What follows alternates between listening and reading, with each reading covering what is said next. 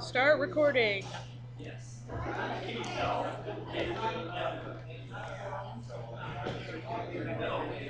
Of course, the last person to handle the microphone was Chris Wigg, so it's not up to here. First of all, thank you all very much for coming out this evening. Welcome to the Slowdown, in case you missed where you were. And tonight we will be doing our usual madness, our various sets. We're going to have a number of people coming out and performing. But before we do, I'd like to point out a couple of things. First of all, I'd like to take this opportunity to thank the Minicat Fashions for being our sponsors, and they are awesome people. And Yes. there. If you're in the mood, they have all sorts of really cool stuff that they are selling. And I can honestly say, and I'm not just saying that because they sponsor us or because Barry will put me in a very, very painful hole if I don't, that their stuff is great. They're very cool people, and they're well worth supporting in any way you possibly can. On the left side of their table, you will also notice that there's a black box that they will be putting a much prettier sign than the one I made on there. That box is for donations for KIOS-FM, our local NPR station. They've been really cool to us in the past. They are just cool in general. So if you happen to have, after you buy a few pints at the bar, a couple of dollars left over, feel free to throw it in there. Excuse me. And let me see, we have had a few changes to the card today. This is the sort of day that I refer to as a producer's nightmare. First of all, we had a couple performers drop out, so then we added another one. We originally had Marlo Mix, who was going to be getting up here and performing, but sadly she can't make it this evening. She's not feeling well. And then the lady that we oftentimes have headline, her name is Allison Ficklin. Sadly, she's going to be off doing all sorts of like horrible saving lives and keeping people healthy and shit. Basically, her work at the hospital said, no, I'm afraid we actually need you here. So wish them both well. If we're all going to be basically taking the longest sets that we possibly can. So those of you who've heard the Berlin story before, try not to tell it to anyone else. Or any of the other things that I might cough up in the greatest hits night. I don't know. And so to begin the evening, allow me to introduce, her real name is Jody, but that's kind of like knowing the Lone Ranger's real name. I got to know her on Facebook as Esta Noche, and she's going to open up this evening with, oh fuck, I have no idea what she's opening with. Please, give her a nice warm up. Woo!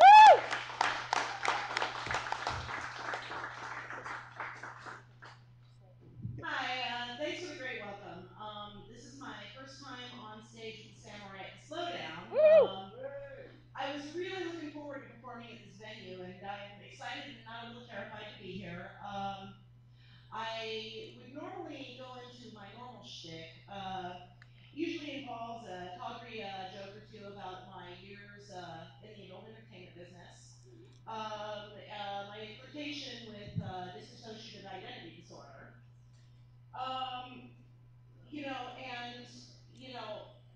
I really want to do a routine on that, but to be honest, I was suffering up at panic attacks this morning, and I'd like to talk a little bit about what was causing that. It's going to be a little bit heavier than my usual thing, and I really, really love to do my usual shit. My flirtation with insanity, my sense of humor, definitely been things that have helped me survive some really epic shit in life.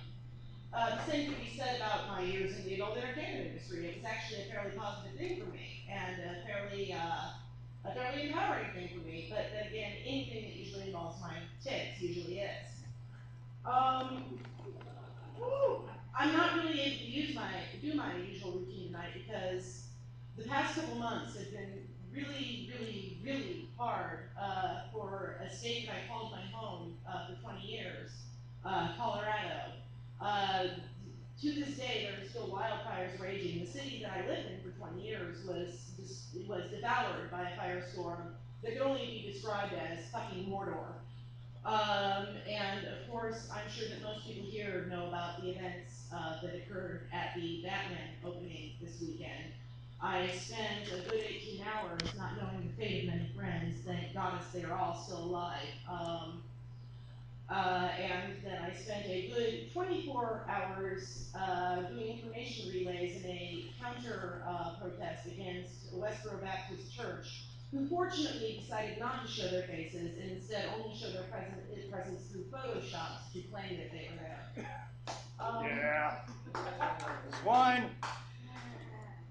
The reason I can't do my real routine isn't because of the inappropriateness to break into comedy at this moment. Anyone who knows me knows that inappropriateness is something that I call that I call an art form, but for me it's really more of a borderline compulsion. It's not really because I'm not in the mood for laughs. I faced my own death in the face more than once in very epic ways and managed to go for the joke. It's not even for the respect for victims and the families. Don't get me wrong, I do respect them. Right now, some people are really going through one of the worst things I could ever think of in my life. And I think that we all need to have a little respect and love for them. The real reason that I can't do my routine tonight is I think there's a really important topic that we all need to think about, and that's the topic of forgiveness. Right now, more than anything, I'm overwhelmed with pity. And believe it or not, it's not pity for the victims and the family. I feel compassion for them. I feel awe for them. In a really real way, I feel empathy for them. Not sympathy, empathy. The pity I'm talking about is the pity I feel for James Egan Holmes.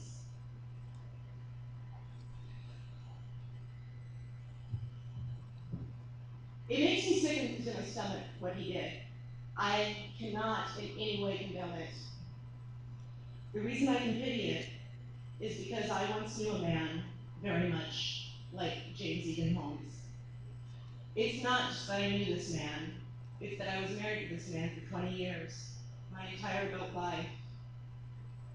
Half of my entire life.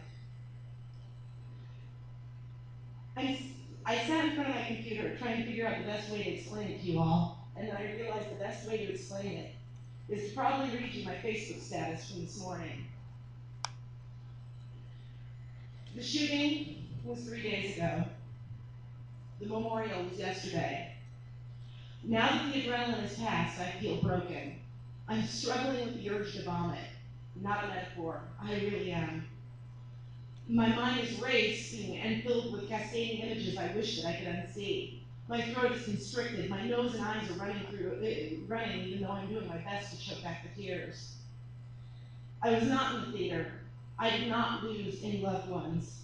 I almost feel ashamed for being this fresh over something that didn't happen to me. Something that's a moment of abject horror for others.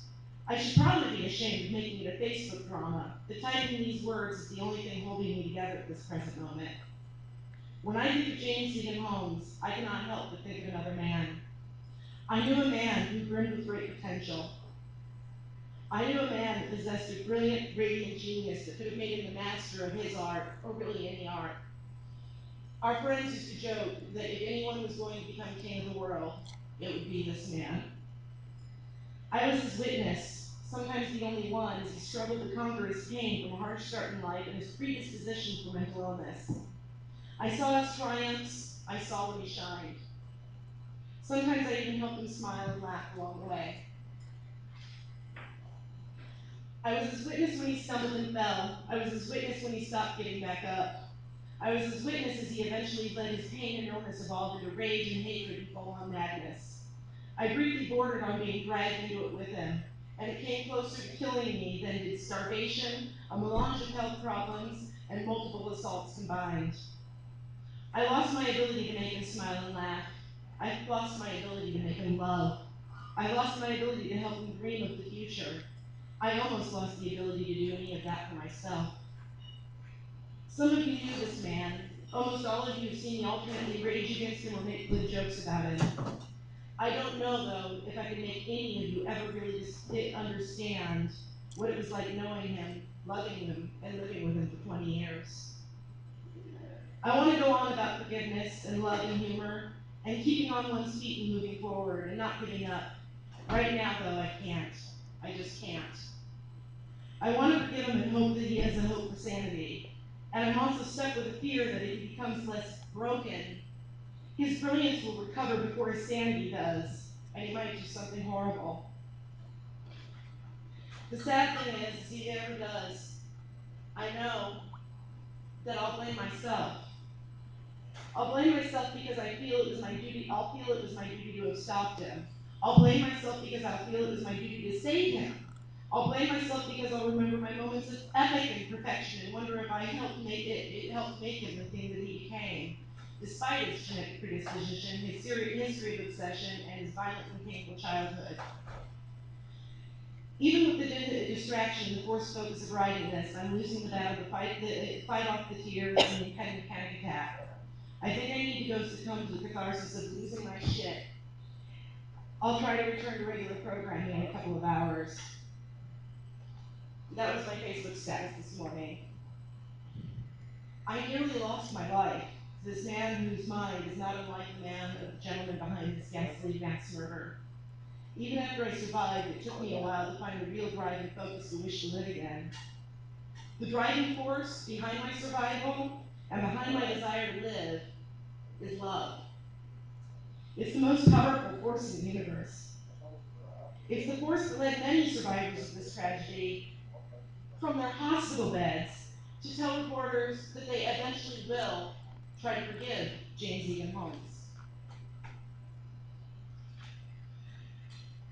James Egan Holmes, the man who ripped their flesh with bullets and ripped their sense of peace and safety with visions of death that will likely, to some degree, haunt them forever. They want to forgive him.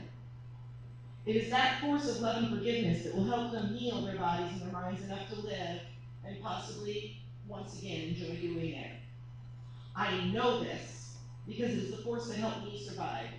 It's the force that helps me try to live the life that's been spared. It's the force that helped me get on this stage tonight despite everything. Well, and to be honest, Hugh Guinness didn't hurt. Most importantly, it's the force that keeps my own anger and pain from devouring my mind to the point that I become a monster myself. Don't get me wrong, I've never had the urge to be a spree killer. But there are more subtle and mundane ways that one can be a monster.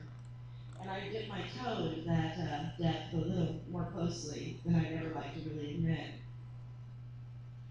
Those victims say that they know that forgiveness will be a long time coming, but they also know this forgiveness must be done. My struggles to forgive my husband make me pity him even more than I hate or fear him. I saw what he went through when his mind degenerated, and I know that it made things worse when nobody, including myself, could any longer understand him. We couldn't reach him, and eventually it became fearful and hateful towards him. This is why I can pity James Egan Holmes.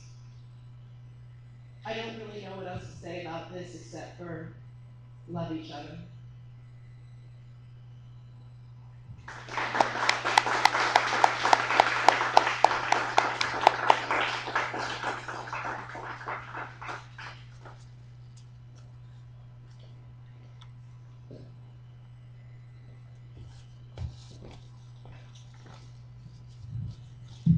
Okay, Chris, take yourself out of that one. Anyway, I introduced him as this on a few other occasions, but I kind of have to have some fun with him. Chris Wigg is one of those people that I have heard about for years. People will be walking up because we kind of run in concurrent circles. We know each other, know each other's friends very, very well. And they would walk up and they'd say, "Oh yeah, you remind me of this guy, Chris Wigg. He's a really awesome guy. When you breach Except he has talent." I'm like, "How do you fucking get that?" And I was really kind of predisposed to not like Chris up until about, I don't know, maybe 5 seconds after I met him. I went, "Fuck, they're right, he is cool. And he is talented, and I should probably shoot for that." And so with that in mind, now that I have helped to at least set certain kinds of expectations, which I know that he will meet and exceed, ladies and gentlemen, Mr. Chris Wigg.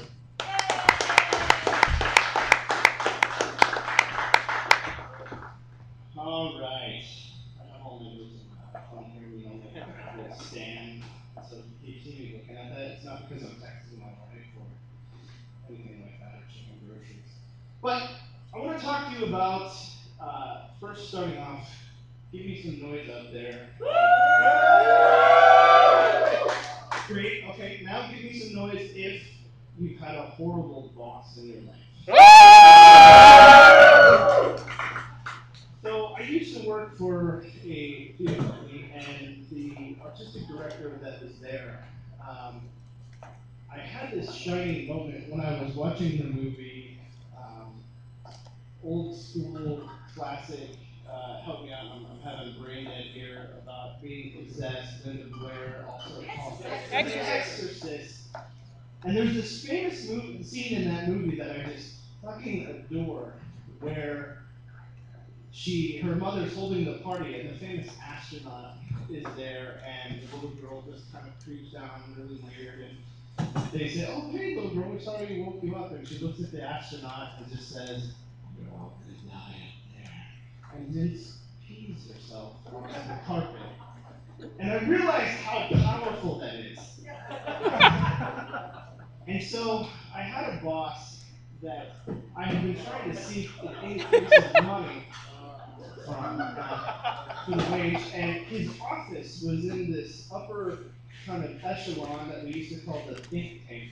And I went up there and I said, "Hey, listen, I've been working here for this long time. I make an insulting amount of money. I was hoping because of A, B, and C, we could talk about negotiating some sort of increase of my money." And his response was, "No." And all of a sudden, in the back of my mind, I thought, I should just stand up and stare at him and say, "You're gonna die up there," and just piss myself. And how profound would that have been? But then I realized you can't rationalize crazy, right? And I think he was crazier than I will ever be. And I was afraid that he would say, "You're right," and stand and piss himself. And then we would have just been staring at each other, piss-filled, with no resolution, and to the point that I eventually would have just had to walk out backwards and awkward.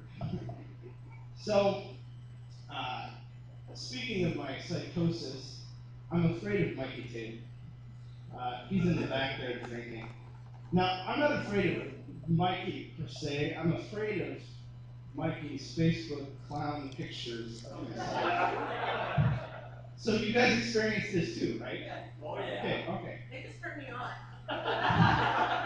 They did not turn me off. They turned me off. Mikey, that fucking scares me. And the most recent one that had some blood and contact. No. I remember a time in my life when I was driving home, and I don't drink very much.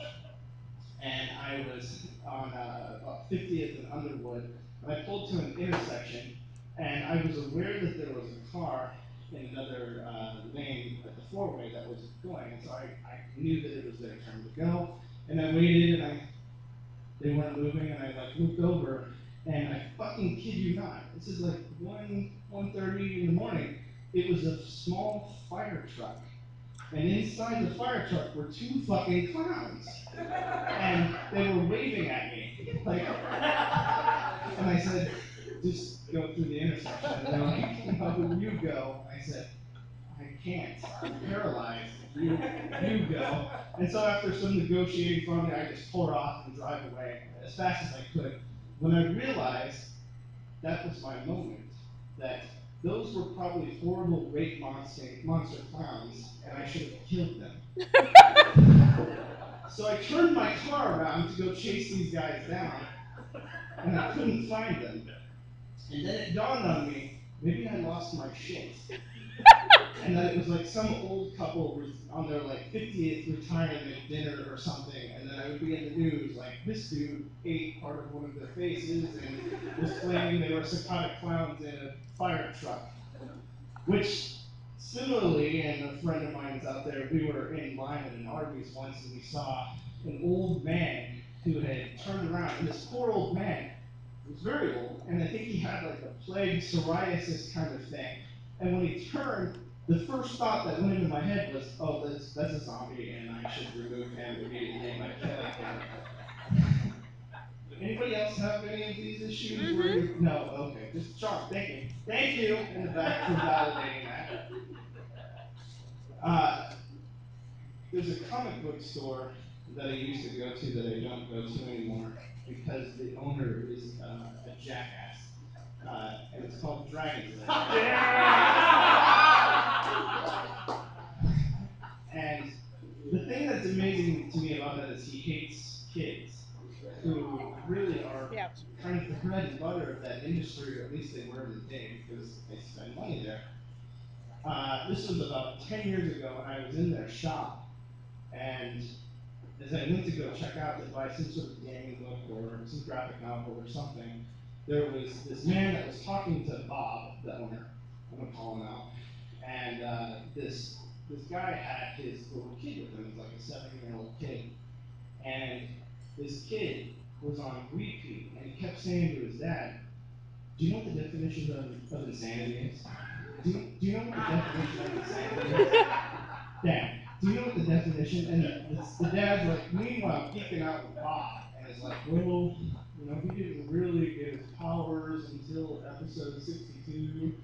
And so finally he's like, okay, hold on. And so as you know, no, I disagree. Okay, hold on. What is the definition of insanity? And the kid says, well, it's doing the same thing over and over and expecting different results. And I fucking lost my mind. I said, oh my fucking God, that's so ironic. 4 people turned to look at me like I was rude. I was really shocked by that. And it reminded me, I actually thought of this because last night I went and saw The Batman. And I'm not going to ruin it. He time travels. Sorry. Fights a T-Rex. Is he from space? In space. Freddy was there. And so I'm sitting in there was really packed. It was like a Sunday, probably about 5 o'clock in Zarban. And I was really surprised how busy it was.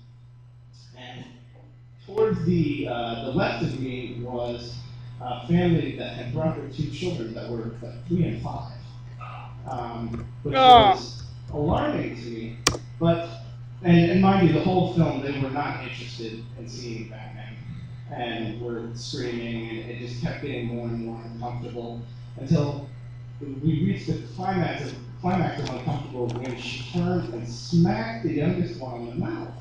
It was pop! And then that kid, of course, lost his shit, and it was like super loud. And people got up to go tell the staff that nothing happened, and whatever, it was what it was. But it never compared to when I was in a theater and I was watching that horrendous Nicolas Cage movie, 9mm, 8mm. Yeah. Oh God.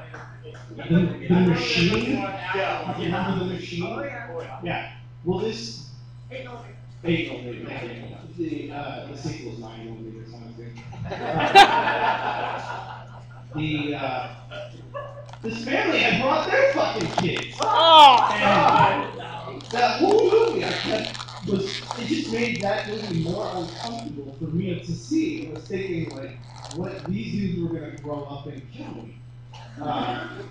It was fucking horrendous. So if you have any kids out there, please don't take them to movies I go to.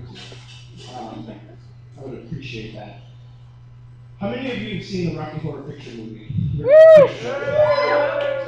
gonna make a confession. I haven't. Oh. Yeah, I tried to. I was in 7th grade, 8th grade, and I was staying at a friend's house, and we were playing G.I. Joe's, frankly. We were just goofing off, and his older brother, who was 16, who had a car, had said, "Oh yeah, we're breaking that tonight. We're coming out. We're going to go see this." So we made this whole ordeal about sneaking out, and the car that he was driving at the time was like a 1979 Ford Granada, which we had called the Ford Grenade. And the reason why we did is when it turned over, it made an explosion. It was super loud. And this fucker was heavy. It was a indestructible car. And I remember the older brother, his name's Dan, had said, well, we need to push the car down the hill because Mom will hear it when it starts up and then we will be caught. So we did, and we ghost started the whip and pushed it down, and we got to the end of the hill, and the fucker wouldn't turn over. So instead of seeing the Rocky Horror, we spent most of our evening pushing that car back up the hill so that we didn't get busted the next morning. So I've never really wanted to see that ever since because I sort of have bad memories based off of that. I work for a .com, and I'm a corporate guy now, and nobody ever grows up and says, I want to be a fraud analyst. And I've been very lucky, I've been very blessed. I've had some good things happen, and some good stuff. And I've thought about eventually in my 5-year, 4-year, 4-week kind of exit strategy eventually, opening my own business. And one of the things that I've been super fascinated with is haunted houses. Friends and I, high school friends and I, get together once a year and we go to a different city and we check out the haunted houses that are there. And we spent the night at the Whiska Axe Murder House, which the only thing that was eventful that happened there was my snoring that I heard about today, so some of the big bitches. But I thought about opening this house, and so by that we do a lot of going to others and checking them out. And a few years ago in Omaha, there was this house that opened up that was called The Haunt. And it was over on 72nd and Lano, right behind the light. And does anybody own that that's out here, or is it affiliated with that? Because I'm gonna rip the shit out of it. Go for it. So when we arrived to the Haunt, they had this special deal that it was for $12 you can get into the house, or for $15 you can get 2 attractions, or for 3 you get the ultimate pass. And so since we were motherfuckers with jobs, we went for the ultimate pass. Now I say that because we were kind of like the machine in the regards that there were nothing but like 11-year-old girls that were going to this thing, and so we really fucking stood out. And people were like, hey, which one's your daughter? And we were just going to the house. And when we first arrived and got in, they sit you down in this kind of room and they play the history of it on this TV. And it's got this narration in this film, and it's kind of starting to set the mood. And the narrator, he says, and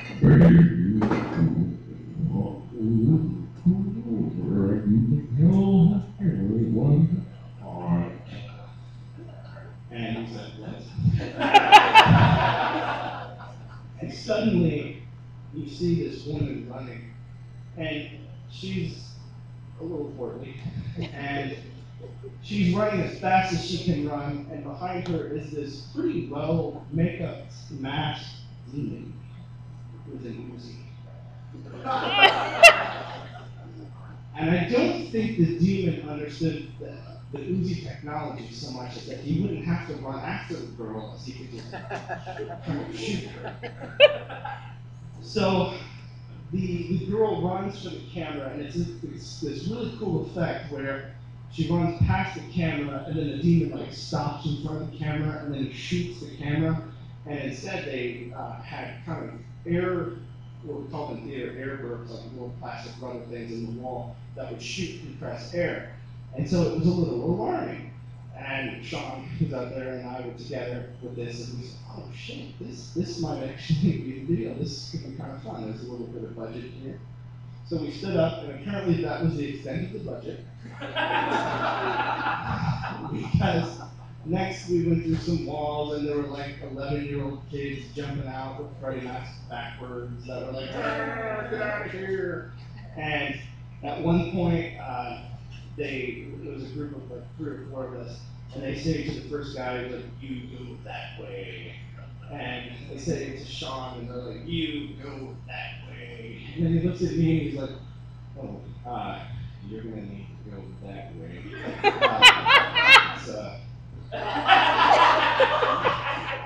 Well, you stay here. I stay here, and you live here forever. And I said, okay, great. I'm gonna need a W-2. And the kid said, You tool! What? And I said, well, if I'm staying here, I'm gonna work here, and I'm gonna pay my taxes, because frankly, the tax man is a lot fucking scarier than you guys. The kid says, I said, so where do I get this form? And he was like, hold on. And he comes back.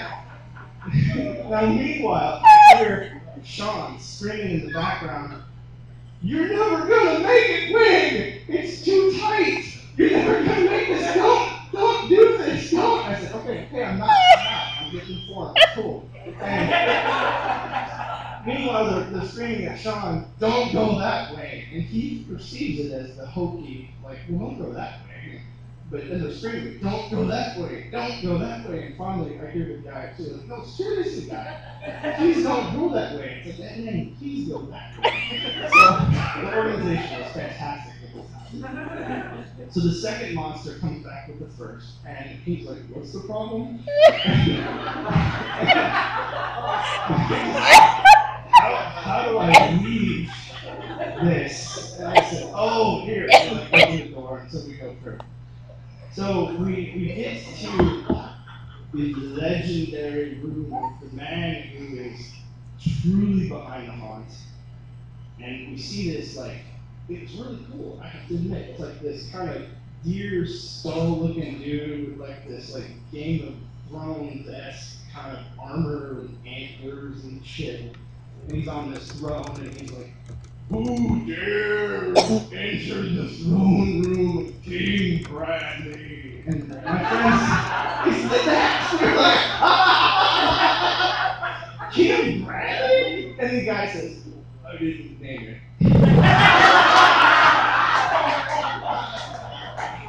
Which was fucking epic. So, King Bradley, we're busting on him, and he's like, "Get out!" And he kind of ushers us out to the other side of the thing, and the next attraction is Ghost Putt Putt. So we're gonna get our money's worth, right? We're gonna play some Ghost Putt Putt. So we're being jackasses. And one of the holes is right outside of King Bradley's chamber. And so I said to Sean, "Oh, check this shit out." And so we hear, "Ooh, King Bradley, get out." And these girls are like, "Ah," kind of screaming. And then they come out the door and I say, "Ghost Putt Putt!" And I'm screaming and they said, "Ah!" And they go back into Bradley's room. And so I hear like, "Guys, stop." Please let them go. We had made a bet, and I'm not honoring this, Sean. What day was that? It was October 13th. October 13th. Every October 13th of every year, you are what? The man, the greatest person ever. The man, greatest person ever. We were playing, we wagered a bet to see who would be the man, quote, the greatest person ever. And Sean kicked my ass and goes, "Putt-putt. You, sir, are fucking awesome."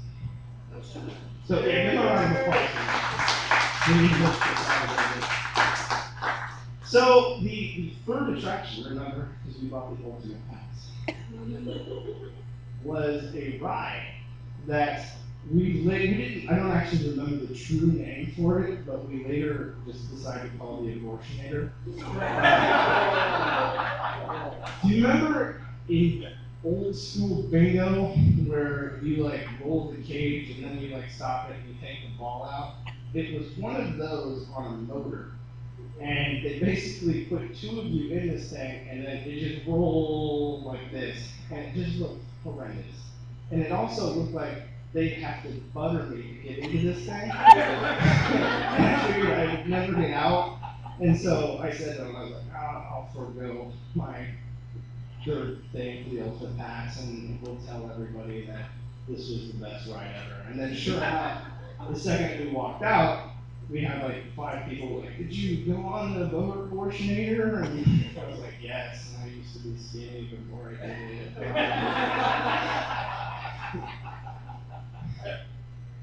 So I used to have a JOB. I'm gonna keep going, man. Go for it. Yeah, go for it. All right, you guys okay with that? Yeah. See what I did? I just milked reaction. I used to work for this place called Children's Square, which is in Council Family, and it is an organization that's a PNIC, which means if like a child threw a rock through a cop car's window, and then the cop took the kid home and then they found mom smoking crack, they would say, oh, that's what's up. And the kid would go through this 18-month program, and then eventually the parents would have to come in and go through this program as well. And my specific group that I had was 12 teenage boys that were teenage, 13, 18, that also had a mental disorder. So ADHD, some sort of anger issues, autism, etc. And it made me realize it's a very fulfilling job, but also like on my first day when I got there, I realized everything was completely labeled from head to toe. So every cabinet had the amount of dishes, the amount of forks, here's where this file goes, here's where this is, etc. And I thought, oh shit, these guys got their stuff organized. Well, what I figured out later was it's because of attrition that so many people would quit this job over and over and over. They had to do this.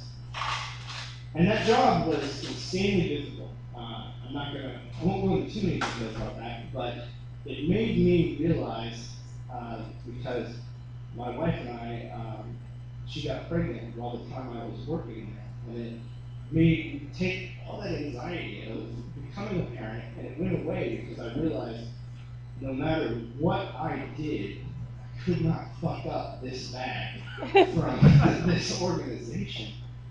I remember one specific, and the problem was is that they broke the shifts like Sunday through Wednesday, Thursday through Saturday kind of operation, and they hired a bunch of people who just didn't give a shit, which is super unfortunate because the organization I think is really great. I think the kids can be potentially can be worked with, and I feel really strong about that.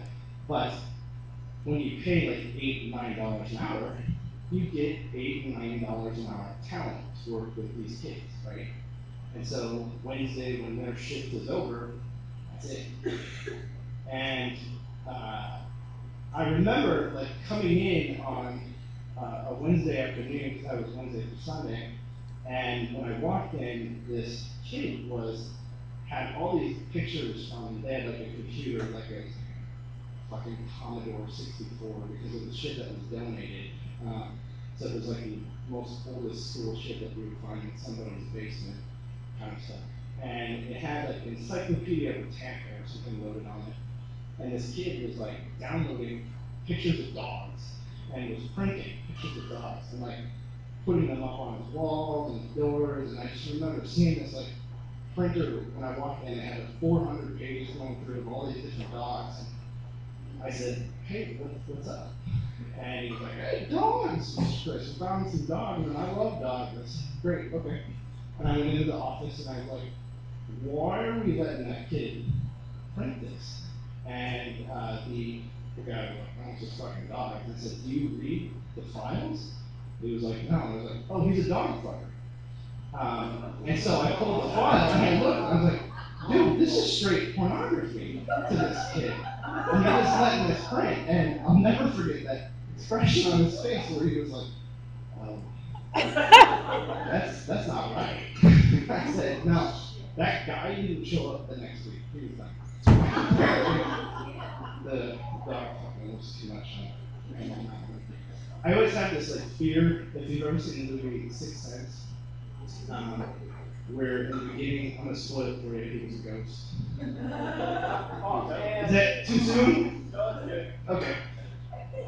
But the reason why he is a ghost, if you remember, in the beginning of the movie, is because he was like, yeah, and he gets shot by like, and I keep, every day I come home and I just check my shower. I'm just waiting for one of these kids to show up in their white ties and just shoot me. Mark Wahlberg or whoever it was. It was one of the Wahlbergs, wasn't it? Yeah. Thank you. Let me pull up my notes here. And you guys can make some noise with you. But I will say this. One of the most fondest memories in my youth, remember teenage boys who all have this mental disorder. We were taking a trip in the van, and I had them all, we were driving to like an Omaha Beat game. And on the radio, Down with the Sickness starts playing, And I laughed my ass off that 12 of these kids knew these words verbatim and were screaming down with the sickness. I thought, that's really fucking ironic. My last story that I'll leave you with happened to me recently. Talking about messing up kids. I'll tell you what I know. I lost my wedding ring. And yeah, it did suck. And I was working on a sand sculpture for Sand in the City, and I literally lost it in a bunch of sand. Got a metal detector, couldn't find it, whatever. And we were at dinner, my wife and kids, and I have a 6-year-old and an 8-year-old. And my wife says, hey, Dad lost his wedding ring. And my 8-year-old says, well, what does that mean? And I said, well, technically we're divorced now. And I think really I was just going to get on my motorcycle and go to Mexico and have adventures. And my youngest says, and I said, dude, I was just kidding with you. Like, I'm not, that's not going to happen. And then he was like, well, of course it wouldn't. Yeah. Of course it wouldn't. And I said, dude, if I was going on adventures, I'd totally take you in. Yeah. Oh, of course you would. That makes sense. So hopefully my kids won't grow up in murder. Thank you.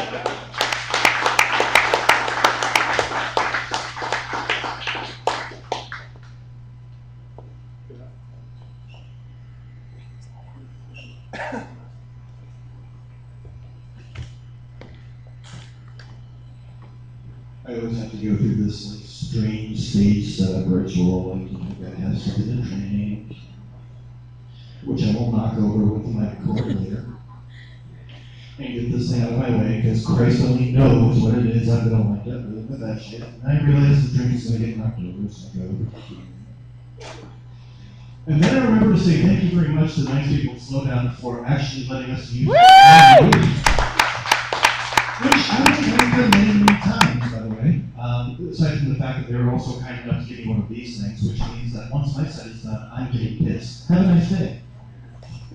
Probably should have done that before I walked up on stage. So my name is Dave Nesbitt. I'm kind of the guy who sort of organizes this. I say sort of because the person who organizes the rest of it is over there, my partner in crime, Ann Myers. And she's usually kind enough to put up with me, which is very nice of her. I come up with all the really strange, bizarre ideas that we as a company do. And what she's really great at doing is walk in and go, hey, I've got this really great idea. And the next word out of her mouth is no. What do you mean? We're working on your last 3 great ideas. You get your shit together on those, you can do your next one. Have a nice day. And for that alone, she's fucking priceless to work with. So I have a whole bunch of strange, odd material. I have led something of kind of an odd life. So much so that a bunch of friends and I got together and basically said, Dave, you've done a number of very strange things. You've had a number of very odd experiences. You've owned this. You've taken these drugs. You've done this kind of odd thing. The only thing you really haven't done is like had your own religion. I thought, yeah, that's right. I should probably have one of those. And so we all got bored one day, and we came up with the idea of me being the leader of the cult of Dr. Zodiac. And a number of people kind of freaked out and said, wow, Dr. Zodiac, like the Zodiac Killer? I said, no. I'm going to test your knowledge of obscure 80s rock bands. We got bored one day, and we're going through our back catalog, and we found this really awesome band called Zodiac Mind Warp and the Love Reaction. And this guy was like from England, and he played this kind of like pseudo-heavy metal stuff, and he billed himself as being a rock and roll supervillain, which totally aligned him with us in the first place. So we said, okay, we're going to totally go with that. And so we decided that a religion requires sacraments and rituals and things like that. And so we just sat around and brainstormed for a while. So the first one we came up with is the idea of what do you do? How do you handle sin in your church? So first we have to define sin as basically being a dick. If you're not being a dick, if you're committing violent acts, you're being rude for no particularly good reason, you're committing a sin. So to make up for that, we decided we came up with the idea for the concept of absolution through orgasm. If you're going to be a jerk, if you're going to be a dick, you want to be absolved of your sins and get somebody else off, and you're absolved of that particular sin. we posted that on a group, and the next thing I knew, we had a huge, huge following for the Dr. So yeah, it was quite impressive. And so, as this whole thing we've kind of been discussing inadvertently, the samurai kind of align in strange sort of ways where we've all been talking about craziness and madness and strange stuff that happens. And so I started thinking about all the stuff that happened on Friday and all the reactions that happened afterward and everything else. And I thought, how do we, as members of the cult of Dr. Zodiac, handle all of the dark, crazy, insane shit that builds up in us every day? You know, it's the guy who cut you off in traffic. It's the guy who didn't tip you when you made that really cool drink. It's, you know, Chris's kid who's sitting there going, Dad was messing with me about leaving. And all of us have this strange buildup of dark stuff that happens with us. And I had this moment where I thought, I had just been reading George Orwell, 1984, and the 1984 world was kind of a crack-sack world, but they had one idea that I thought was kind of awesome.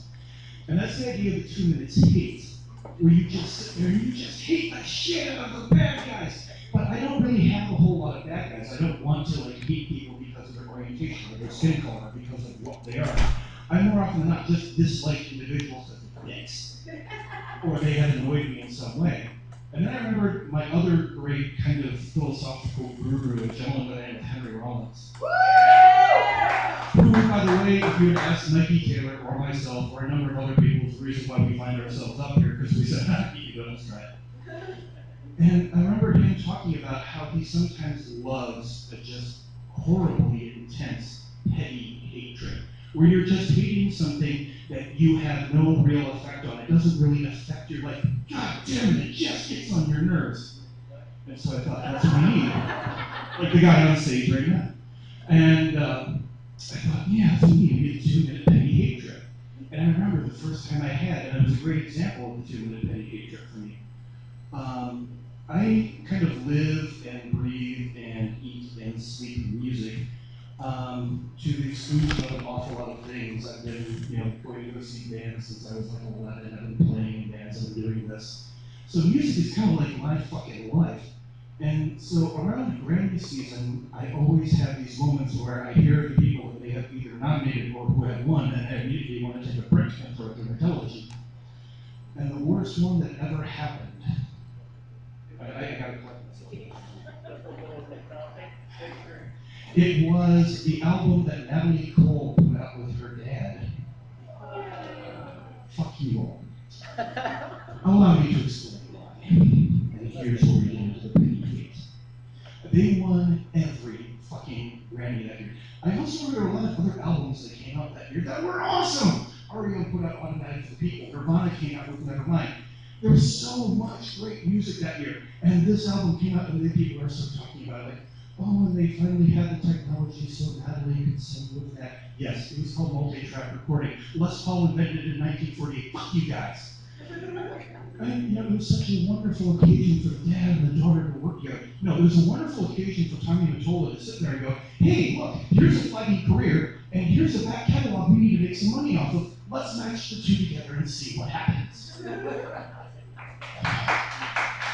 Good, you're getting around. And the petty hate just flowed through me, and I just started getting more and more into it. And then they said, it was such a wonderful mainstream time at the Grammys with all of this new music coming out. Yes, all the new interesting music. Fucking people, I feel so fucking cleansed. All of the dark energy just shot out of me to kind of deal with this album that I hated so much. If I should come by your house and you have that record and you like it, hide it. But I have always had rather unique ways of dealing with the stresses that I have in my life. And I've had jobs that bring out some of the most bizarre stresses. I have worked as a bodyguard, I've worked as a bouncer at a strip club, and working as a bouncer at a strip club is an awesome job for a young man in his 20s. You're constantly surrounded by half-naked women, all of whom like you because it's your job to keep you safe, and don't think I played that fucking card for all it was worth. But the problem is there are people that come to those clubs that you talk to for about 30 seconds and you just want to fucking deck them. And I remember this one guy named Ray. And Ray was one of those cats. He was so involved with the fact that he was making money. I got nothing against making money. I would like to have more. I would like to make more of it myself in something of an honest way, but I'm still hanging in the art world, so we'll see how that works out. Because Ray was the guy who would brag about the fact that he paid for his Porsche 911 with cash. If he could have arranged to have the Armani tag on the outside of his suit, he would have done it. And he was the kind of guy that would be sitting at the bar and would shout things like, "Look at those whores groveling for money!" And I'm like, "You're such a dick. Why do you have to make the rest of us look bad?" And at the same time, I was in the middle of an ongoing philosophical debate with a gentleman who was a member of the Society of Jesus, the Jesuits, the Catholic Church. And I kind of view debating a Jesuit much the same way that I view, say, sparring my 9th degree black belt judo instructor. No, you're not going to win. Yes, you're going to learn a lot. You kind of have to work with that kind of mindset going in. And he was constantly trying to, get me to shift around my life to get away from working in that particular industry. And he got me one day, bigger than life. He said, the sin that you're involved in has nothing to do with sex. It has nothing to do with beauty. It has everything to do with the idea that you're turning beauty into a commodity. And a commodity does not have any say in what it does, or where it goes, or at what price that it's sold at. It simply exists for someone else to use. And that fucking got me going. And once I start thinking, you can't stop thinking. So I decided to take the day off. But, if you're going to be sitting there having your long dark night of the soul, being surrounded by half-naked women in a place where you're going to get half-price drinks because you work there is not a bad place to have your long dark night of the soul. So I'm sitting there and I'm knocking back scotches and having a good time. And then Ray sits down next to me and I'm like, but he's a regular customer, I can't fuck him up. No, I want to fuck him up, but I can't fuck him up. And he's just doing his Ray thing and just being annoying and obnoxious. And then I remembered something. I met an amazing gentleman. Some of you may know this person if you know anything about art, and I will not claim to have known him well. I met him in passing, heard him talking for like 20 minutes, said hello, and his name is Jean-Michel Basquiat. Oh. Yeah. If you're not familiar with Jean-Michel, look him up. Fucking amazing story. Sadly, he passed away around 1988. God damn, the guy was amazing. He was just like one of the most charismatic people I ever met. And he was sitting around telling this story about what he referred to as his first ever moment of performance art. And it happened when he was in his apartment. And he's working on a painting, and this guy comes in, he's a world famous collector. He's going to be basically paying him $250,000 to knock out 5 paintings for him. And this is like the beginning of his career. $250,000, is a lot of money now. In 1980, it was a shitload of money. And he's like, well, I want you to, if you do your paintings, I really like your work. But could you make this painting over here a little bit more green so it kind of works with my couch? Which is when Basquiat basically grabbed him by the back of his suit and threw him the fuck out of his apartment and was throwing milk cartons at him all over town. And apparently the guy came back 3 years later and bought those same 5 paintings for $2.5 million. So apparently he was doing something right. And I thought, okay, well now it is my turn for a little bit of moment of performance art. So I walked out from the bar, went to the restroom, checked the amount of disposable income I had in my pocket at that point in time. So at that point I'm separating out rent money, bills, booze money, drugs. And when I was done, I had $700. Now, I'm sure some of you are wondering, what were you doing with $700 of disposable income back then? Well, I can't tell you. It was the 80s. You figure it out. So, yeah, and if you weren't there, it's hard to explain. And so I walked out. I rolled that money up as tight as I possibly could. I came walking back into the club. As I'm walking back into the club, I'm looking and I'm waiting until the security guys are watching. Because I know the security guys, and I don't really want to get them in trouble. And when they're both looking the other way, I take the money and I underhand it up over the stage. So as this tightly rolled bunch of money expands outward, as it's reaching the apex of it expanding outward, it proceeds to hit the air conditioning vent blowing down. What basically happened can be referred to as a currency cluster bomb. It just flew everywhere. There's 20s going here, and 5s going here, and 10s going over here. Pandalirium is the technical term for what happened next. The place just went insane. And I'm standing next to Ray, watching as everybody's diving for the money, and I'm doing this, and Ray's sort of sworn to get his fair share, and I grab him by the shoulder. I go, hey Ray, look at those wolves for money.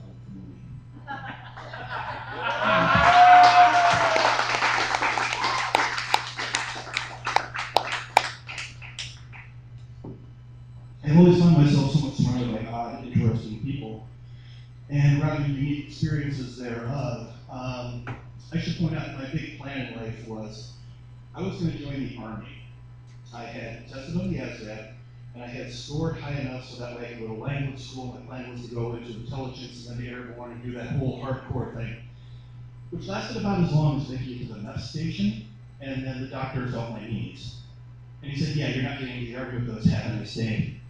And so plan B was the University of Wisconsin. Excuse me. And so I showed up on campus at the University of Wisconsin. You can tell there's different tiers of social strata at the university.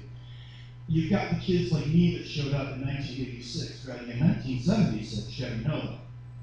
There was a good friend of mine, a guy who had become a good friend of mine later, named Rob. He was showing up in a brand new 1986 BMW 3 Series. Rob wasn't like the rest of us. Rob had, in point of fact, done all the shit in the Army I wanted to do. He was wearing a U.S. Army uniform jacket with jump wings. He had a signals intelligence patch. He had a ranger patch. I mean, just looked like this cat did it all and did it twice. And so Rob and I started hanging out. We started talking about this thing. We started talking about that thing. I've been in the martial arts since I was like 10. And so Rob and I started sparring, and I was surprised to find out that I was sparring Rob and winning with a frightening degree of regularity. And then we started talking about a regional level firearms. And I am a very, very good pistol shot. I was taught by a gentleman who was a member of a unit called the SAS. If you're not familiar with who the SAS are, they're the British Special Forces. They will walk up to a Navy SEAL, smack him upside his head, and then say, "What's your problem?" And the SEAL will say, "No." These cats are hard. So I learned from him, so Rob and I went out shooting, and so we were both really, really good shots. And so eventually Rob kind of came to trust me. And one day he said, "I'm going down to Chicago, we're going to hang out." "Yeah, sure, cool, you know." Rob obviously knew all the places that I didn't know about, so I'm going to go along with him. So we went to these clubs, and Rob would be like, "Hey, I gotta go talk to this guy. You make sure I'm not bothered?" "Yeah, sure." So he would like walk to this back room of the club. And I would stand by the door, and basically my job was to stand there, look big and go, "No, fuck off." That's pretty much what I would say for like an hour. And then, Rob would meet with this guy and that guy. And allow me to just point out, I was about 18 and indulged a certain amount of, shall we say, youthful naivete at that point. I only knew was that Rob was meeting people. We're hanging out, I'm getting to see these clubs, and I'm getting $500 at the end of the night. Fucking awesome. And so after a while, I just decided to maintain the youthful naivete, even in the face of much, much better evidence. And so Rob and I would go, and we'd go hit these clubs. We did this for about, 4, maybe 6 months. Things get a little hazy for reasons that will become obvious in a moment. And one day, Rob walks up to me, he asks me the now somewhat legendary question, "Do you have a passport?" "Yes." "Why?" "I'm going to Berlin, and I want you to come along." "Oh, what are we going to do in Berlin?" "It's a business trip." "Okay. Here's what I should have thought. We're going to go across the water to a country that is not the United States. A country that has a language that I know exactly 4 words of. Ja, nein, beer, bitte, that's it. In the middle of another country that is one of the most hardcore, totalitarian states the world has ever known. Because you had West Germany, but Berlin was not in West Germany. Berlin was in East Germany. And Berlin is a heavy fucking town. But no, here's what I heard. We're going to Berlin. Here's what I thought. I've never been there before. Right, let's do this. And so we go, we get on, we take what it was the second longest plane flight of my life. We go from Chicago to New York to London, London to Bonn, and that's when shit got real. Because we arrived in Bonn, probably went out and did the Germany thing. The Germany thing works like this. You know that you see in films where they show German guys walking around with giant-sized signs of beer, and you think that's obviously some sort of exaggeration? No, it's not. We had 2 of those, went out, scored, and dropped acid, then followed that up by getting laid. For most people, pretty efficient trip to Germany, right? Yeah, that was the 6 hours we were waiting in Bonn to catch a connection to Berlin. The pace of life had picked up a little bit. And so we go from, basically we go, and by this point in time the acid is kicking in and things are getting interesting. And I thought that our next connection was going to be a flight from Bonn to Berlin, but instead somehow we wound up on a train. And that's when things went from getting real to getting surreal. LSD is what you would like to refer to as a psychoactive hallucinogen, which basically means that the hallucinations you have will be impacted by the area around you and the energies therein, which is cool when you're in Bonn, but if you're going through East Germany, this is a huge fucking mistake. Basically, every time I looked out the window, it was like, oh look, it's the wall. Get out of here. So we get on the train in Bonn, we get to the border of East Germany, get onto another train, travel another mile, and then they stop, and suddenly I've entered a Bogart film. Because the train stops, and these three serious-looking dudes come on. One guy walking out with like this black trench coat, and totally like the whole East German military officer uniform comes walking on. And he has two friends, dressed up in military private uniforms, carrying AK-47s. This is a little hard. And I am tripping my eyeballs off. So he comes walking up, and he just looks at me, knows I'm an American, just goes, and that's that classic line from the films. Papers, please. I look up, tripping my eyeballs off. Now I can't really tell reality from anything else. And I look at his face, which is a huge mistake, because then I saw the skulls in his eyes. And that's when I had two things happen simultaneously, one of which was a moment of complete and utter reaction, where I reached into my jacket, grabbed my passport, and quite manfully handed it to him like this.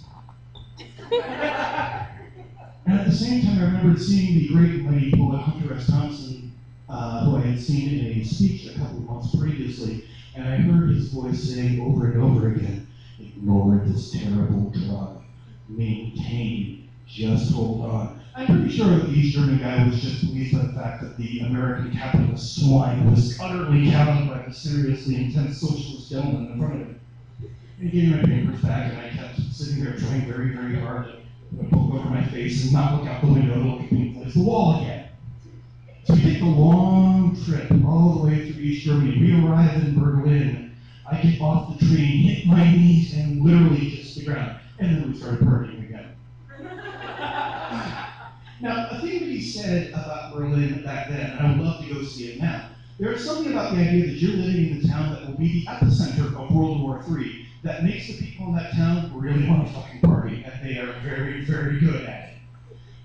So we arrived there thinking about midnight, and I think we stopped at about noon the next day. Then proceeded to sleep for about 16 hours. Got a nice, lunch. Got it after, and the wife said, okay, we're gonna go off, we're gonna do some business. And I said, okay, let's do this. I'm ready for this. And so I was like, okay, we gotta go down this way, and we get into a cab, and we drive to this building that's about, 3 blocks away from the Berlin Wall. Key point, the Berlin Wall is where World War III would have begun. And there's something about that little significance that will cause the real estate values in an area like that to, fucking plummet. Nobody wants to live where the gas and tanks and all the other shit are going to be happening. And so we're walking along this really hairy neighborhood. I'm looking, and there's all these cats checking us out. And I feel like I'm, the most conspicuous American who's ever walked the streets of Berlin at this point in time. And then Rob takes a turn to this very, very intense-looking dark building. And then to make things even better, we go walking down to the basement of the building where there's this illegal bar going on in the basement. And then passes by all of the patrons. We go straight to the back room. Again, so I'm figuring I'm going to do my stand by the door and fuck off thing. No, not today. I'm going into the room. Great. I walk in. Rob walks in. I walk in. And there's one guy standing there. He's got a briefcase next to him. And then there's another guy next to him. And he's holding an automatic rifle. I'm like, this shit just got real. Okay, so Rob proceeds to speak to him in German. And then the other guy speaks German back to him, and I only heard one word on it before that I know, and I know that I don't understand what's going on. And then all of a sudden, the next thing I know, the gentleman who was standing here with the briefcase talks to the gentleman with the automatic weapon, and then I have an AK-47 pressed in my neck. And I'm sitting there. There's something about that particular action that will cause your heart to initially stop. And then it will sound like the drum beat of a Pantera song, a million miles an hour. And I look over at Rob, and I'm like, you got a line on this? And he just looks at me and goes, well, I realize it's not my job to get my ass out of this situation, and I'm not going to do it through language. Did I mention that the guys who taught me how to fight, handle weapons, and everything else were members of the SAS? This is very important right now. There's a thing you have to understand about firearms, and firearms in close proximity. If somebody's pointing a pistol at you and they're really close to you, you're in fucking trouble. If somebody's pointing a rifle at you and they're in close proximity, they can't give you a left. Pull it to its best use. You take the barrel of the weapon, pull it away from your body, turn very suddenly and very violently to jam your shoulder into the magazine well of the weapon, and then slam forward like you're basically checking a guy at a hockey game. And I blast this guy, and the check basically took the butt of the rifle and slammed it, bam, right into his head. Boom, down he goes. I reach down, I grab the rifle, and then I should point out one other key element of this maneuver, something that all of you should know. If you've succeeded in doing all of this correctly, you should never look surprised that it worked. That is very key to making sure that people understand that you know what you're doing. So I reached in and I grabbed the weapon and, out of some morbid curiosity, I checked and yes, there's a live round in the chamber. But now, hey, I think I have the AK-47. I'll scare you shit down. And then Rob's looking at the cat with the briefcase, and the guy with the briefcase is looking at Rob, and they both look at me. And then they laugh. And I realized I have now been part of some kind of strange German drug dealing initiation. And apparently the cat who's unconscious on the floor was not in favor at that moment. So, okay, fine. They then proceed to exchange one really big envelope for one really big briefcase. And we proceed to make our way up. And that's when I realized on our way up the stairs, I'm now about to walk onto the streets of Berlin carrying an automatic rifle. This is wrong. Do not do this. Your average German cop carries more armament than, say, your average troop in Afghanistan.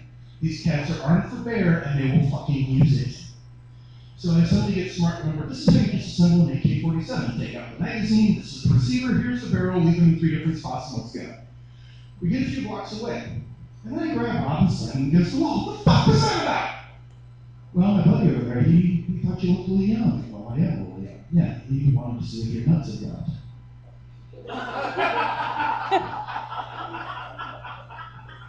And why didn't you tell them they had? I wanted to see if your nuts had dropped. So I have another day in Berlin where I'm doing my level best to not talk to Rob. And then the longest flight back to Chicago, from Berlin to Bonn to London to New York to Chicago. Not talking to him the entire way, and I am basically warming up my I am bailing under the fucking operation speech. And so we part ways. I disappear and I go home and chill out. 3 days later, I get a phone call from Rob. Hey man, come over to my apartment, we gotta talk. Yeah, fuck right, we gotta talk. I go driving over to Rob's apartment, I got the whole thing warmed up. I open up the door to his place, and before I've had a chance to say word one, something hits me in the chest. And what it is a manila fucking envelope that feels very full. I'm like, what's this about? He said, open it, find out. So I opened it. Key point, something very important to know about me and the development in my life at this point. I had never, in person, seen a $100 bill at that point. Let alone a manila envelope 3 layers deep in them.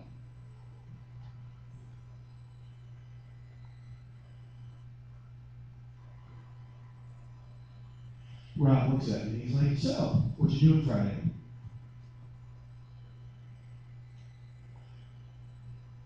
I don't know, man, what you got planned? Thank you all very much. We're going to take your intermission. We'll come back in 15 minutes. Thanks a lot.